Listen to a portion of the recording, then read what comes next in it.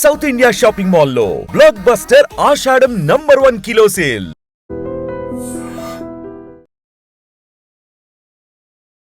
నమస్తే, welcome to I dream social spotlight with Kavitha.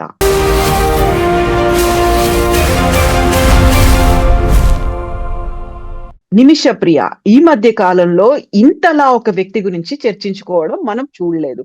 But నిమిష ప్రియ గురించి మాట్లాడుకోవాల్సింది ఏముంది, ఏం మిస్ అవుతోంది, మనం తెలుసుకోవాల్సింది ఏంటి, యాక్చువల్ గా లోపం, నిర్లక్ష్యం ఎక్కడ కనిపిస్తోంది? మనతో పాటుగా ఉన్నారు డాక్టర్ జయప్రకాష్ నారాయణ గారు. సార్ నమస్తే. సార్ నమస్తే కవిత. సార్, నిమిష ప్రియ యాక్చువల్ గా ఒక పర్సన్, దేశమంతా మాట్లాడుకుంటోంది, ఇరు దేశాల సంబంధాల గురించి మాట్లాడుకుంటున్నాము, డిప్లొమాటిక్ ఇష్యూస్ గురించి మాట్లాడుకుంటున్నాం, ఇస్లామిక్ కంట్రీలో ఉన్నటువంటి చట్టాల గురించి, వీటన్నిటి గురించి మాట్లాడుకుంటున్నాం. బట్ బేసిక్ గా ఉండేటువంటి కొన్ని థింగ్స్ ఉంటాయి సార్, వాటిని మర్చిపోతున్నామా? వాటి గురించి అసలు పట్టించుకోవట్లేదా మనం? చాలా కాలం క్రితం స్టాలిన్ ఒక మాట అన్నాడు, 1 death is a tragedy, a million deaths are statistics అని చెప్పని. మనకేమిటంటే, మీరు ఈ జర్నలిజంలో ఉన్నారు, ఎక్కువ మంది ప్రజలు ఆకట్టుకునేది హృదయాన్ని కదిలించేటువంటి సన్నివేశాలు, సందర్భాలు. అవును సార్. అంతేగాని భారతదేశంలో ఉదాహరణకి ప్రతిరోజు 100 మంది కుక్క కాటుకి బలే చనిపోతున్నారు. రోజుకు 100 మంది చనిపోతున్నారు. అవును. ప్రతిరోజు 100 మంది పాము కాటుకి బలే చనిపోతున్నారు. ఇవి గణాంకాలు, ఇవి అంతగా మనసుకు తాకవు. కానీ అదే హృదయ విదారకంగా ఒక మనిషి జీవితం గురించి, మనిషి పూర్వపరార్థమయ్యే మనిషి మన కుటుంబంలో భాగంగా మనం అనుకునే, ఉదాహరణకి ఇప్పుడు టీవీ సీరియల్స్ చూస్తాము. ఆ సీరియల్లో వాళ్ళు చూపెట్టే బాధలకి లక్షల మంది కన్నీళ్లు కరుస్తూ చూస్తుంటారు, కనెక్ట్ అయిపోతున్నారు. మీరు కరెక్ట్ అయిన పదం అంటారు. ఆ కనెక్షన్ ఎప్పుడు వస్తుంది? మీడియా దృష్టి పడ్డప్పుడు, 2 మన హృదయాన్ని కదిలించినప్పుడు. అంటే మనం వాళ్ళ జీవితంలో మనం చొరబడ్డాం, వాళ్ళ చెప్పుల్లో మనం కాలు పెట్టాం. కాబట్టి ఈ నిమిషప్రియ కేసు కూడా అలాంటిది. మరి మనం మన పిల్లలు అక్కడుంటే ఏమయ్యేది, మనం ఎక్కడుంటే ఏమయ్యేది? పాపం ఏదో కష్టపడింది, నర్సింగ్ చదువుకున్నది, ఆ దేశంలో పోయి ఒక 10 మందికి సేవలు అందించి బతుకు తెరువు కోసం చెప్పుంటే ఆవిడకి ఇంత జరిగిందే అని చెప్పిన మనకు హృదయాన్ని కలిచివేస్తుంది. మనం చూడాల్సింది ఏంటంటే, ఒక కేసుగా చూడడం ఒకటి, దానికి చేతనైనంత చేయడం, అది మనం చర్చిద్దాం ఏమైనా సాధ్యం కాదన్నది. 2 అంతే ముఖ్యం, ఇలాంటిది విస్తృతంగా మన దేశంలో, మన సమాజంలో అందరికీ న్యాయం అందుతోందా? మన దేశంలో అమాయకులు, నిరపరాధుల రక్షణ కల్పిస్తున్నామా? నేరం చేస్తే శిక్ష పడుతోందా?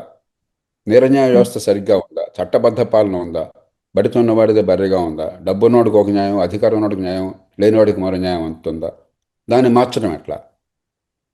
కాబట్టి వేలెత్తి చూపెట్టడంతో పాటు మనం చెప్తారు కదా, 1 వేలు కనుక ఇతరులు చూపెడితే 4 వేలు మనం చూపెడతాయి.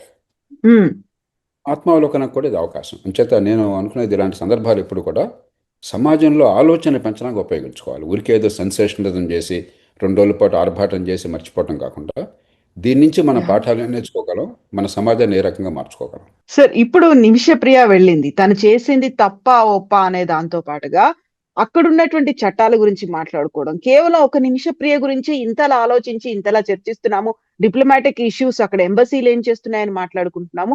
దెన్ వాట్ అబౌట్ అక్కడే ఉన్నటువంటి మన భారతీయులు దాదాపు 5,000 మంది దాకా ఉన్నారు అనుకుంటే, వాళ్ళ గురించి ఎందుకు మాట్లాడట్లేదు? ఇప్పుడు మనం బేరేజ్ వేసుకుంటే నిమిష ప్రియదే ఎక్కువ వెయిటేజ్ తో, ఎక్కువ ఎమోషన్ తో మనం కనెక్ట్ చేసుకుంటున్నామా? మిగతా 5,000 మంది మాట ఏంటి, వాళ్ళ పరిస్థితి ఏంటి అనేది వాదనలు వినిపిస్తున్నాయి సార్ ఇప్పుడు. ఇందాక మనం అనుకున్నట్టుగా కవిత, ఒక మనిషి జీవితం మనం స్పృశించినప్పుడు, మనకి కనెక్ట్ అయినప్పుడు సహజంగా దృష్టి ఉంటుంది. మీరు 5,000 మంది ఎమ్మెల్యేలో మాట్లాడుతున్నారు, బహుశా 10 లక్షల మంది మనకి గల్ఫ్ దేశాల్లో ఉన్నారు భారతీయులు.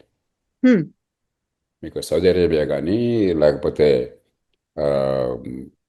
కువైట్ కానీ, ఖటార్ కానీ, యునైటెడ్ అరబ్ ఎమిరేట్స్, దుబాయ్, లేకపోతే అబుదాబి ఇలాంటి దేశాలు కానీ, ఇలా అన్ని దేశాలు కలిపితే 10 లక్షల మంది భారతీయులు, ప్రవాస భారతీయులు ఆ దేశాల్లో ఉండి, మన దేశానికి లక్షల కోటాను కోట్ల డాలర్లు, ఏడాదికి సుమారుగా ఒక 100-120 బిలియన్ డాలర్లు, 12,000 కోట్ల డాలర్లు, 10,000 కోట్ల డాలర్లు ఏడాదికి మనకి రెమిటెన్సెస్ పంపిస్తున్నారు. ప్రధానంగా ఈ పేద దేశాల నుంచి, మరి పేదలు ఈ గల్ఫ్ దేశాలకు వెళ్ళిన వాళ్ళు, అక్కడికి ఎక్కువ మంది పంపిస్తున్నారు. హ్మ్. కాబట్టి ఇది భారతీయులు, ఇలాంటి ప్రవాస భారతీయులందరికీ కొన్ని దేశాల్లో సమస్యలు ఉండొచ్చు. ఓ అమెరికా ఉందనుకోండి, బ్రిటన్ ఉందనుకోండి, మంచికో చెడుకో ఆ దేశాల్లో ఒక చట్టబద్ధ పాలన ఉందన్న నమ్మకం మనకున్నది. అవును. ఆ దేశాల్లో న్యాయం జరుగుతుంది, దానికి ఒక ప్రక్రియ ఉన్నది, కోర్టులు ఉన్నాయి, న్యాయస్థానం మరి న్యాయవాదులు ఉన్నారు, ఒక పారదర్శకమైనటువంటి పద్ధతులు ఉన్నాయి నేర న్యాయ వ్యవస్థలో కానీ, లేకపోతే నేర విచారణలో కానీ, శిక్షల వేయటంలో కానీ. కాబట్టి అక్కడ అన్యాయం జరగదని నమ్మకం ఉన్నది. హ్మ్. కానీ కొన్ని దేశాల్లో ఏమవుతుంది, ఒక ఆటవిక న్యాయం ఇంకా నడుస్తుందన్న నమ్మకం మనలో ఉంది. మధ్యయుగాల ఆటవిక న్యాయం కొన్ని దేశాల్లో, ఉదాహరణకి ఇటీవల దాకా, ఇప్పుడు ఉందో లేదో నాకు తెలియదు కానీ, చిన్న దొంగతనానికి కనుక చేసినట్టు రుజువు అయినట్టయితే చేతులు తీసేయటం, అంటే హ్మ్. మధ్యయుగాల్లో మన దేశంలో కూడా ఉండేదని చెప్తారు. హ్మ్. అవి మనకి సహజంగా వింటే మనకి ఒళ్ళు గగురు అవును. పడుతుంది. అవును. కాబట్టి ఈ దేశాల్లో అక్కడున్న ప్రత్యేక పరిస్థితుల వల్ల మనం ఏ రకంగా జాగ్రత్తలు తీసుకోవాలి. ఇప్పుడు దీనిలో మూడు అంశాలు మనం ఆలోచించాలి. మన సంగతికి వచ్చే ముందు, మన దేశం సంగతికి వచ్చే ముందు, మొట్టమొదటిది మరణశిక్ష అన్నది. మరణశిక్ష మనకు కూడా ఉందిగా, మన దేశంలో కూడా ఉందిగా. అవును. కాబట్టి ఒక హత్యా నేరానికి గనక అది రుజువైనట్టయితే మరణశిక్ష వద్దని మనం వాదించడం చాలా కష్టం. కాబట్టి హ్మ్. ఈ కేసులో మరణశిక్ష పడడం న్యాయమా కాదా, ఈ కేసులో క్షమాభిక్ష ఇవ్వచ్చా, అది వేరే విషయం. రెండో అంశం, ఇందాక నేను చెప్పినట్టుగా ఆటవిక న్యాయం ఉన్న చోట్ల, ముఖ్యంగా అక్కడ అస్థిరత్వం ఉన్నప్పుడు, హ్మ్. ఆ దేశాల్లో ఉదాహరణకి యెమెన్ కానీ, ఒమాన్ కానీ, మరి కొన్ని దేశాలు కానీ, అక్కడ దాదాపు అంతర్యుద్ధ పరిస్థితులు ఉన్నాయి. అవును. ఆ, కాబట్టి అలాంటి పరిస్థితుల్లో భారతీయులు ముందుగానే మనం హెచ్చరించాలి, బాబు అక్కడికి వెళ్ళేట్టయితే ఈ సమస్యలు ఉన్నాయి, ఇది గుర్తించాలండి, కానీ ఊరికే బతుకు తెరువు కోసం చెప్పిన ప్రాణాలకు తెచ్చుకోవద్దని చెప్పిన ముందుగా భవిష్యత్తులో హెచ్చరించగలగాలి. ఆ హ్మ్. గైడెన్స్ ఉండాలి, కౌన్సిలింగ్ ఉండాలి. చాలామంది, ఆ మధ్య ఏదో సినిమా వచ్చింది షారుఖ్ ఖాన్తో అనుకుంటాను, బ్రిటన్కి వెళ్ళి అక్కడ బాగా బతకొచ్చని చెప్పి అనుకుని ఎంత దారుణానికి పాల్పడ్డారో డంకీ వాడు, సార్. అయ్యారు. డంకీ. ధంకి హ్మ్. ఎంత భయంకరమైన బాధలు అనుభవించారని చెప్పినది చూపెట్టారు. అవును. తెలియక అక్కడ బాగుంటుంది పరిస్థితులు, అక్కడ ఏదో పచ్చగా ఉంటుందన్న నమ్మకంతో, మరి అవును. పాశ్చాత్య దేశాలకేమో ఆ రకమైన తీరును హ్యూమన్ ట్రాఫికింగ్ గురవటం, లేకపోతే గల్ఫ్ దేశాలు మరో చోట మరో రకమైనది. ఖచ్చితంగా విదేశాలకు మనం వెళ్ళాలి, అక్కడ బతుకుతెరువు చూసుకోవాలి, నైపుణ్యాన్ని పొందాలి, డబ్బులు సంపాదించుకోవాలి, అక్కడున్న మంచిని మనం మన దేశానికి పంచాలి, మనకున్న శక్తిని ఉపయోగించి వాళ్ళకి సేవలు అందించాలి, అది కాదు అవసరం.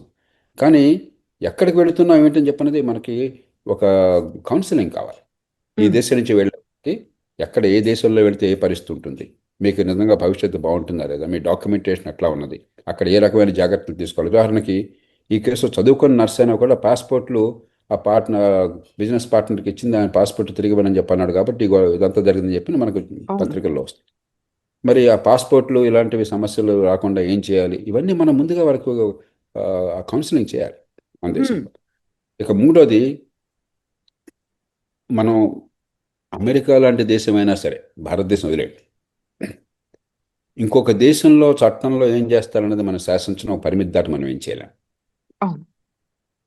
ఇప్పుడు ప్రతి దేశానికి సార్వభౌమత్వం ఉన్నది, ఆ దేశానికి ఆ చట్టాలు ఉన్నాయి, ఆ హ్మ్. పద్ధతులు ఉన్నాయి. మనకున్నటువంటి దౌత్య బలాన్ని ఉపయోగించి, మంచితనం ఉపయోగించి, వీరున్నంత మేరకు మన పౌరులకు అన్యాయం జరగకుండా మనం కాపాడే ప్రయత్నం చేయడమే తప్ప మనం ఎవరిని శాసించలేం, అది గుర్తించాలి.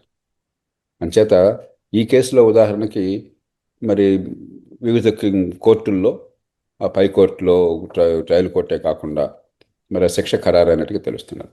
ఓ మనిషి చచ్చిపోయిన మాట వాస్తవం. హ్మ్. కాకపోతే ఇప్పుడు ఈ నిమిషప్రియ ఏమో పాస్పోర్ట్లు తీసుకోవడం కోసం మత్తుమందు పెడితే పొరపాటున చనిపోయాడు, డోసు ఎక్కువైపోయి, అంతేగాని కావాలని చంపలేదని చెప్పినది ఆమె వాదన. హ్మ్. బలమైన వాదన అని కోర్టు నిర్ణయం చేయాలి, కానీ మనం ఇక్కడ ప్రజాకోర్టులో నిర్ణయం చేయలేం. చివరికి కోర్టులో కనుక సాక్ష్యాలు సరిగ్గా సేకరించి న్యాయమూర్తుల పద్ధతి ప్రకారం వ్యవహరించినట్టయితే, క్షమాభిక్ష పెట్టండి ఈ కేసులో అనుకోకుండా జరిగింది కాబట్టి మనం ఆ ప్రభుత్వాన్ని కోరగలం, ప్రభుత్వం ఇష్టమైతే స్పందిస్తుంది, లేకపోతే, ఎందుకంటే ఒక కేసులో ఒక రకంగా, ఇంకో కేసులో ఇంకో రకంగా చేయరు వాళ్ళు. అవును. అంతేగాని మనం బలప్రయోగం చేయలేము, మనం ఇష్టం వచ్చినట్టుగా వాళ్ళ మీద దాష్టీకం చేయలేము. మనం సౌమ్యంగా ప్రవర్తించాలి. అంతకు మించి రేపొద్దున ఇలాంటివి ఇతరులకు ఇబ్బందులు కలగకుండా ముందు జాగ్రత్తలు ఎట్లా ఉండాలి.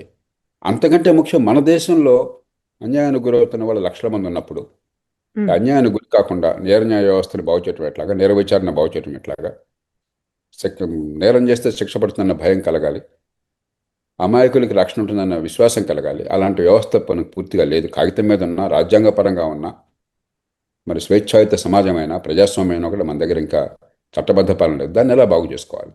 మనం చర్చ కనుక ఆ మార్గాన్ని నడిస్తే కొన్ని మంచి మార్పులకు దోహదం చేస్తుంది. సార్ ఇక్కడే ఒక ఇంట్రెస్టింగ్ గా ఉన్నటువంటి ఒపీనియన్ కూడా వినిపిస్తోంది సార్. మన దగ్గర ఏదైనా మైనర్లని రేప్ చేశారో లేకుంటే చాలా క్రూయల్ గా గ్యాంగ్ రేప్లు అయ్యాయి అనుకున్నప్పుడు వాళ్ళని ఇమ్మీడియట్ గా ఎన్కౌంటర్ చేసేయాలంటున్నాం. అలాంటి 2, 3 ఇన్సిడెంట్స్ మనం వెరీ రీసెంట్ గా చూసాం. అలాంటి టైంలోనేమో మనం అప్రిషియేట్ చేస్తున్నాం. నిజంగా న్యాయం జరగాలి అంటే ఇలాంటివి జరగకుండా, ఘోరాలు జరగకుండా ఉండాలంటే ఇమ్మీడియట్ గా శిక్షలు ఉండాలి అంటున్నాం. బట్ ఇదే పరిస్థితి ఇప్పుడు యెమెన్ లో కూడా కనిపిస్తుంది. వాళ్ళు పెట్టుకున్నట్టుగా వాళ్ళు షరియా ఉన్నట్టుగా కన్నుకి కన్ను, ప్రాణానికి ప్రాణం అనే మాట వాళ్ళు పెట్టుకున్నారు. బట్ నిమిష ప్రియ మాత్రం చాలా సేఫ్ గా రావాలి, మన దగ్గరికి రావాలి, అక్కడ మానవతా దృక్పథం అనేది ఉండాలి అనేటువంటి ఈ డ్యూయల్ నేచర్ అనేది కనిపిస్తోంది సార్. మీరు అన్నట్టుగా కవిత, దీనిలో 2 అంశాలు ఉన్నాయి. ఒకటి, ఆ దేశంలో మనకి ఇష్టం ఉన్నా లేకపోయినా కూడా హత్యా నేరానికి శిక్ష పడింది. ఉమ్, వాళ్ళ చట్టం ప్రకారం, వాళ్ళ సాక్ష్యాల ప్రకారం హత్య రుజువైందని చెప్పి వాళ్ళు భావిస్తున్నారు. కాబట్టి హత్యా నేరానికి శిక్ష పడ్డప్పుడు అలా శిక్షించడం అనేది తప్పు, ఇది ఆటోకి న్యాయం అని చెప్పి అన్నా. ఉమ్, ఒక పద్ధతి ప్రకారం జరిగింది. అదేంది లించింగ్ కాదు, లేకపోతే కోర్టులో విచారణ జరగకుండా కాల్చిపారేయటం కాదు. అవును. మన దేశంలో అడపదడప జరుగుతుంది ఏంటి? ఒక దారుణమైన సంఘటన జరిగితే సమాజం తీవ్రంగా స్పందిస్తుంది. ఉమ్, చట్టం మీద నమ్మకం లేకపోవటం చేత, చట్టబద్ధ పాలన ఉంటుందన్న విశ్వాసం లేకపోవటం చేత, ఈ కోర్టుల్లో శిక్ష పడుతుంది దుర్మార్గులకి, ఇంత దారుణాలు చేసిన వాళ్ళకని చెప్పిన నమ్మకం లేకపోవటం చేత సమాజం నుంచి విపరీతమైన ఒత్తిడి వస్తుంది. ఉదాహరణకి మనం హైదరాబాద్లో చూసాం, ఆ దిశ దిశ కేసు. కేసు. అవును. పిట్టలు కాల్చి పారేశారు. సరే, దుర్మార్గుల్ని, నరహంతకుల్ని, అంత దారుణమైన అత్యాచారం చేసిన వాళ్ళని చచ్చిపోతే మనం బాధపడక్కర్లా, కన్నీడు కార్చక్కర్లా. కానీ మన పద్ధతి లేకుండా, చట్టబద్ధ పాలన లేకుండా, కోర్టుల్లో విచారణ లేకుండా, పారదర్శకంగా నేరం చేశాడని రుజువు చేసే పద్ధతి, వేగంగా జరిగే పద్ధతి కాకుండా మనం ఒక కేసులో ఈ షార్ట్ కట్స్ తీసుకుంటే రేపు పొద్దున అమాయకులకి, మీకు నాకు శిక్ష పడుతుంది. ఉమ్, అధికారంలో ఉన్నవాడో, లేకపోతే పోలీస్ అధికారో, లేకపోతే రాజకీయంలో ఉన్నవాడు మీ మీద నా మీద కోపం వస్తే కాల్చిపారండి అని చెప్పంటాడు, ఏదో మన మీద కేసు బనాయిస్తాడు. ఉమ్, కాబట్టి ఎప్పుడైనా సరే చట్టాన్ని చేతుల్లోకి తీసుకోవడం, ఈ వెంజన్స్, లా ఆఫ్ వెంజన్స్ లేకపోతే లించింగ్, ఈ పద్ధతి తాత్కాలికంగా తృప్తి కలిగించవచ్చు బాగా ఆవేశం ఉన్నప్పుడు, కానీ ఉమ్, దీర్ఘకాలంలో సమాజాన్ని సర్వనాశనం చేస్తుంది. కాబట్టి అలాగని చెప్పిన మౌనం కోరుకుంటే కాదు, వేగంగా, ఉదాహరణకి అలాంటి అత్యాచారం జరిగితే 1 నెల రోజుల్లో ఖచ్చితంగా శిక్ష పడుతుంది, తీవ్రమైన శిక్ష ఉంటుంది అన్న విశ్వాసం కలగాలి. ఆ విశ్వాసాన్ని మనకు కలిగించట్లా. మహాత్మా గాంధీని చంపేస్తే సంవత్సరం లోపల శిక్ష పడింది. Yeah. రాజీవ్ గాంధీని చంపేస్తే, మాజీ ప్రధానమంత్రి, ఒక పెద్ద పార్టీ అగ్రనాయకుడు, 18 ఏళ్ళు పట్టింది శిక్ష అమలు కావడానికి. 1948లో మనం అంత వేగంగా చేయగలిగినప్పుడు ఉమ్, 2000 దశకం ఎందుకు చేయలేకపోయినాం? 90ల దశకం ఎందుకు చేయలేదు? 1990ల దశకం ఎందుకు చేయలేకపోయినాం? ఇప్పుడు ఎందుకు చేయలేకపోతున్నాం? మన ఆత్మావలోకనం చేసుకోవాలి. కాబట్టి వేగంగా శిక్ష పడడం, నిష్పాక్షికంగా విచారణ జరగటం, నేరానికి తగ్గట్టుగా శిక్ష ఉండడం, ఆ విశ్వాసం సమాజానికి కలగకపోయినట్టయితే, మరి కొన్ని సందర్భాల్లో ఇప్పుడు దిశ కేసులో ఎందుకు మనం అంతా స్పందించాం? మన ఇంట్లో ఆడపిల్ల కావచ్చు, నా ఆడపడుచు కావచ్చు, నా కన్న కూతురు కావచ్చు, నాకు ఆప్తులైనటువంటి మరో మహిళ కావచ్చు, ఎవరికైనా జరగచ్చు కదా అలాగా. ఉమ్, ఆ భావం కలగగానే మనం వాళ్ళ చెప్పుల్లో మనం కాళ్ళు పెడతాం, వెంటనే మన మనసు విపరీతంగా స్పందిస్తుంది. మీరు ఇందాక కనెక్ట్ వచ్చేస్తుంది. ఉమ్, అది వచ్చినప్పుడు సమాజం, మరి నాకు కూడా, మీకు కూడా అనిపిస్తుంది. కొన్ని సినిమాలు చూస్తే అనిపించదు, వీళ్ళని భయంకరమైన నేరాలు చూపెట్టాడు అనుకోండి, వాడిని నిజమే. చంపేయాలని మీకు అనిపించదు. అవును. హీరో వాడిని చావగొడితే మనకు సంతోషం కలగదు.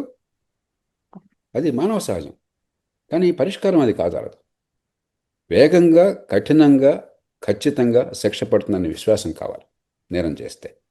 మనకు ఆ న్యాయ వ్యవస్థ, పోలీస్ యంత్రాంగం, ఫారెన్సిక్స్లో పాటులో మన దేశం మొత్తంలో 2-3 వేల కేసులు మనం చేస్తే డిఎన్ఏ అనాలిసిస్ గొప్ప విషయం. ఇంత పెద్ద దేశంలో అది డిఎన్ఏ అనాలిసిస్ పంపిస్తే ఏళ్ల తరబడి పడుతుంది. ఏ రకమైన టెక్నాలజీ లేకుండా బాధి పారేసి, వాడు భయపడిపోయో, వాడు అమాయకుడు అయ్యిండో, లేకపోతే వాడికి బలహీనుడు అయ్యిండో, వాడు ఒప్పేసుకుంటే నేరం చేశాన్ని శిక్ష పడటం తప్పితే 100 కేసుల్లో మన దేశంలో శిక్ష పడుతున్నది 10-11 కేసులు మాత్రమే, వాళ్ళు నేరం చేసామని ఒప్పుకుంటే తప్ప. ప్రాసిక్యూషన్ చాలా పేలవమైనది, బలహీనమైనది. ఇక న్యాయస్థానాల విషయం చెప్పనక్కర్లేదు. న్యాయస్థానాల సంఖ్య చాలదు, న్యాయ పద్ధతులు చెప్పనక్కర్లేదు. వాయిదాల మీద వాయిదాలు. ఇవన్నీ కూడా మనం తెచ్చిపెట్టుకున్నాయి. వీటిని మార్చాలి. ఇది ఒక్క రోజున ఒక ఆదేశం ఇస్తే నువ్వు తుపాకీ తోటతోనో లేకపోతే ఒక పెద్ద భీకర ప్రకటనతోనో మారేది కాదు. ప్రతి విషయం కూలంకషంగా 5 అంశాలు ఉన్నాయి. పోలీస్, ఫారెన్సిక్స్, ప్రాసిక్యూషన్, ప్రొసీజర్స్, చివరికి న్యాయస్థానాలు. ఈ 5 కూడా సమూలంగా మార్చాలి. చాలా కాలంగా అలాంటి వాళ్ళు వాదిస్తున్నాం. దానిలో భాగంగానే ఉదాహరణకి చిన్న చిన్న కేసులైనా కనీసం కోర్టుల మీద ఒత్తిడి లేకుండా చేయాలని చెప్పంటే స్థానిక న్యాయాలయాల చట్టం నేను తీసుకొచ్చాను. ప్రజాస్వామ్య పీఠం తరఫున 2005లో ప్రారంభమయ్యి ఆ చట్టం వచ్చింది, 2009కి వచ్చింది. కానీ స్థానిక న్యాయాలయాలు అమలైనాయా? ఆంధ్రప్రదేశ్, తెలంగాణలో ఉదాహరణకు ఉన్నాయా? సభ్యులలో ఉండగా ప్రతి సందర్భంలో దాని గురించి మాట్లాడేవాడిని. మనం పెట్టాం ఎప్పటికైనా? కనీసం చిన్న కేసులన్నా అక్కడ అయిపోయినట్టయితే పెద్ద కేసుల మీద మనం దృష్టి పెట్టచ్చు. మామూలు న్యాయస్థానాలు వేగంగా పని జరగచ్చు. మనకు 4 లక్షల జైలు సెల్స్ ఉంటే భారతదేశం మొత్తంలో 65-70% అండర్ ట్రయల్స్, నేర విచారణలో ఉన్నవాళ్ళు, శిక్ష పడ్డవాళ్ళు కాదు. ఎందుకు అలా ఉండాలి? అంటే మీకు డబ్బు లేకపోతే చిన్న నేరం చేసినా నెల తరబడి జైలులో మగ్గుతారు. డబ్బు ఉంటే, అధికారం ఉంటే హత్య చేసినా కూడా మీరు ఐసీయూలో 5 స్టార్ హాస్పిటల్లో ఉంటారు. అరెస్ట్ అంటూ అయితే అరెస్ట్ కారు అసలు అక్కడ దాకా రాదు. సాక్ష్యాలు మాయం చేస్తారు. వాళ్ళలో కొంతమంది వాళ్ళే అధికారంలో ఉన్నారు, లేకపోతే అధికారుల్ని శాసించగలరు. మరి ఇలాంటి దేశంలో చట్టబద్ధ పాలన తీసుకురాకపోయినట్టయితే ప్రజల్లో ఆవేశం వస్తుంది. కానీ ఆవేశాన్ని ఎలా తృప్తిపరచడం మార్గం కాదు. ఈ చట్టబద్ధ పాలన బాగు చేయాలి, ప్రతి అంశాన్ని కూలంకషంగా చేయాలి. ఎన్నో సందర్భాలు, ఉదాహరణకి ప్రజాస్వామ్య పీఠం 9 రోజుల పాటు ఒక సమగ్రమైన అధ్యయనం చేసి ఒక నివేదిక బయలువరించింది. ఏం చేయాలి ప్రతి అంశంలో అని చెప్పి మన చట్టబద్ధ పాలనలో. 62 ప్రముఖులైనటువంటి న్యాయకోవిదులు ప్రపంచం మొత్తం నుంచి, మన దేశం నుంచి, సుప్రీంకోర్టు న్యాయమూర్తుల దగ్గర నుంచి అందరూ పాల్గొన్నారు.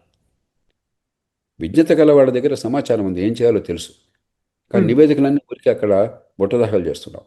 నేనే పరిపాలనా సంస్కరణ సంఘంలో ప్రత్యేకంగా ఈ నివేదిక అంతా నేను రూపొందించాను. ఈ న్యాయ వ్యవస్థను ఎట్లా మార్చాలి ఏంటని చెప్పాను. కాబట్టి పరిష్కారాలు ఉన్నాయి. మనం దాని మీద దృష్టి పెట్టకుండా ఆవేశం ఓ పక్కన, ఆర్భాటం మరో పక్కన. ఈ ఆవేశం ఆర్భాటం ప్రయోజనం లేదు. కొంచెం నింపాదిగా, లోతుగా ఆలోచించి చిత్తశుద్ధితో మార్పులు తీసుకురావాలి. సరే, ఇప్పుడు నిమిష ప్రియ కేసుకి సంబంధించి ఆమె ఆత్మరక్షణ కోసం తన్ని చంపలేదు అనే ఒక మాటతో పాటుగా అనివార్యమైనటువంటి పరిస్థితులు ఉన్నాయి కాబట్టి పాస్పోర్ట్ తీసుకోవడానికి, కాబట్టి తనకి సెడేషన్ ఏదో ఇచ్చింది, అది ఓవర్డోస్ అయింది, ఆయన చంపేశారు అనే దాంతో పాటుగా ఇంకా తను అక్కడ ఒంటరి మహిళగా ఉంది, తను రెగ్యులర్ గా అబ్యూస్ చేస్తున్నాడు, లేకుంటే అఘాయిత్యాలు చేస్తున్నాడు కాబట్టి తప్పించుకునే ప్రయత్నం అనేది, ఇవన్నీ ఇన్ని రకాలుగా వాదనలు ఉన్నాయి సార్. ఇప్పుడైతే పోస్ట్పోన్ అయ్యింది, వాయిదా వేశారు తప్ప రద్దయిందని చెప్పలేదు. అది రద్దవుతే ఏం జరుగుతుంది అనేది కూడా తెలియదు. బ్లడ్ మనీ తీసుకోవడానికి ఫ్యామిలీ ఒప్పుకోవట్లేదు. అసలు బ్లడ్ మనీ కాన్సెప్టే మా దగ్గర రాలేదు.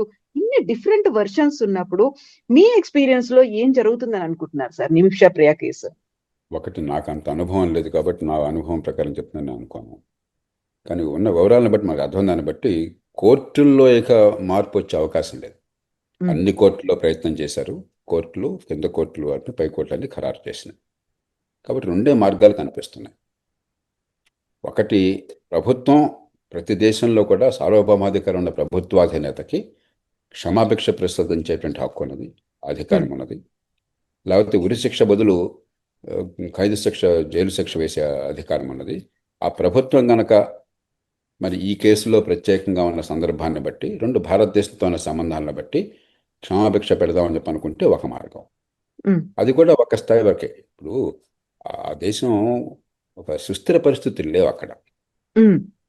ఇప్పుడు ఈ గల్ఫ్ దేశాలు, అరబ్ దేశాలైనా కూడా సుస్థిర పరిస్థితుల నుండి మన దేశంతో మంచి సంబంధాలు ఉన్నాయనుకోండి, ఆర్థిక సంబంధాలు, సామాజిక సంబంధాలు, దౌత్య సంబంధాలు. అప్పుడు ఒక కేసు విషయంలో ఇంత గట్టిగా పట్టుబడకుండా వాళ్ళు కూడా భారతదేశంతో సంబంధాలు ముఖ్యం కాబట్టి అని చెప్పని భావం ఉండొచ్చు. మనకి ఒమాన్, మనకి యెమెన్తో అలాంటి సంబంధాలు అంత గట్టిగా లేవు. ఎందుకంటే అక్కడ అసలు పెద్ద సుస్థిర పాలన లేదు, అంతర్యుద్ధం గురవుతున్నది, ఒక గందరగోళం ఉన్న పరిస్థితులు. ఇక రెండో మార్గం, ప్రభుత్వం క్షమాభిక్ష పెట్టక కాకుండా అక్కడ ఇస్లామిక్ న్యాయం ప్రకారం ఏ కుటుంబం అయితే ఒక మనిషిని కోల్పోయిందో, నష్టానికి గురైందో, ఆ నష్టాన్ని భర్తీ చేయడం కోసం మీరు పరిహారం ఇచ్చే ఏర్పాటు చేస్తే వాళ్ళు క్షమాభిక్ష పెడతారని చెప్పచ్చు. మరి ఏమవుతుందనేది చూద్దాం. ఇప్పుడు దీనిలో ప్రభుత్వం పాత్ర, ప్రభుత్వం గట్టిగా పనిచేసింది. అటార్నీ జనరల్ మనకు సుప్రీంకోర్టు ముందు చెప్పారట, మేము చేయవలసిందంతా చేశాము, ఎంతకంటే చేయడానికి మన దగ్గర ఏమీ లేదని. అది వాస్తవం. అవును. మనం దండెత్తలేం కదా. ఇప్పుడు యమన్ మీద యుద్ధం ప్రకటిద్దామా మనం? హ్మ్. ఒక కేసులో మన దృష్టిలో మరణశిక్ష పడకూడదు కాబట్టి వాడు మరణశిక్ష వేశారు కాబట్టి యమన్ మీద మీరు యుద్ధం ప్రకటిస్తారా? అలా జరగదు ఇప్పుడు ఈ ప్రపంచంలో. అంచేత హ్మ్. దాన్ని ప్రభుత్వానికి వదిలేయాలి అక్కడ. దౌత్యపరంగా మన విదేశాంగ శాఖ కానీ మన ప్రభుత్వం కానీ చేయవలసిన పని అంతా చేస్తున్నది. ఆ ప్రభుత్వం కూడా ఏ కారణంగా వాళ్ళ పద్ధతుల విధానాలకు అనుకూలంగా లేదు కాబట్టి మేము చేయమనుకున్నట్టయితే ఆ కుటుంబంతో కనుక రాజీ పడగలిగితే జరుగుతుంది. అంతకుమించి ఇంకేం లేదు. అంతకుమించి మనం దాని గురించి ఆలోచించడం కాకుండా ఇక ముందు ఇలా జరగకుండా, హ్మ్. లేకపోతే మన దేశంలో పరిస్థితులు బాగుపడడం కోసం, మన నిర్ణయ వ్యవస్థ బాగుపడడం కోసం, మన చట్టబద్ధ పాలన బాగుపడడం కోసం మన చేతుల్లో పనులు ఉన్నాయి. వేల మంది లక్షల మంది దేశంలో అన్యాయాలకు గురవుతున్నారు. దానివల్ల ఏమవుతుంది? క్రిమినల్ కేసులు కూడా మన దేశంలో దాదాపు 5 కోట్ల కేసులు ఇవాళ పెండింగ్ ఉన్నాయి. దానిలో 3/2 కేసులు క్రిమినల్ కేసులు. హ్మ్.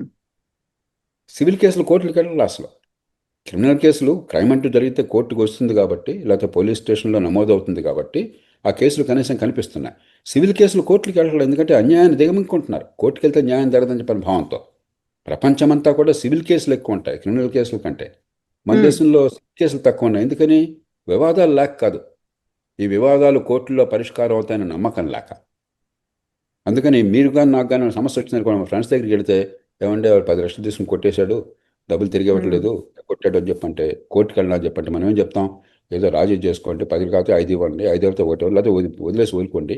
కోర్టుకు హ్మ్. పోతే ఏళ్ల తరబడి మళ్ళీ కోర్టుల ఫీజులు, లాయర్ల ఫీజులతో పని జరిగేది కాదు, అవును. మీ జీవితకాలంలో తీర్పు కూడా రాదు, వదిలేయండి అని చెప్పేస్తాం. హ్మ్. ఆ పరిస్థితి వచ్చింది. కాబట్టి సమాజం అల్లకల్లరవుతుంది. ఇప్పటిదాకా మన దేశాన్ని మనం కాపాడుకోగలిగింది ప్రభుత్వాల వల్ల, చట్టాల వల్ల కాదు, సామాజిక కట్టుబాట్ల వల్ల. ఆ! నేను తప్పు చేస్తే కుటుంబానికి తెలుస్తుందేమో, 10 మందికి తెలుస్తుందేమో, బంధువులకు తెలుస్తుందేమో, సమాజం నన్ను మరి తక్కువగా అంచనా వేస్తుందేమో, నా పరువు పోతుందేమో.